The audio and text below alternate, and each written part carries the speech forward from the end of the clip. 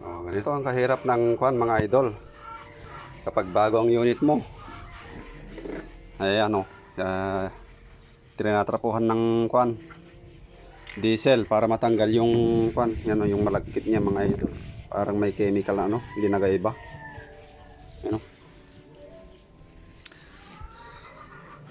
Dito lang naman sa mga idol, labas. Dito napunasan ko na lahat to mga idol. Yan hanggang doon sa likod. Natanggal na yung malagkit niya mga idol, mga body.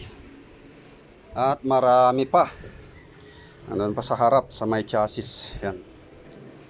Saka dito sa may tangke ng kwan, oil tin, tingnan mo yan, Yan, madulas mga idol.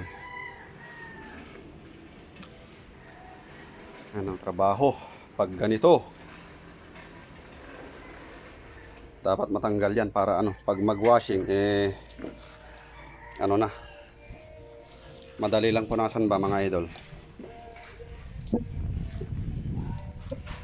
Kailangan matanggal lahat yan.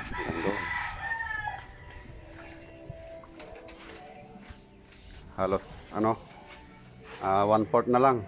Ay, 1/4 nang natapos mga idol. Marami-rami pa.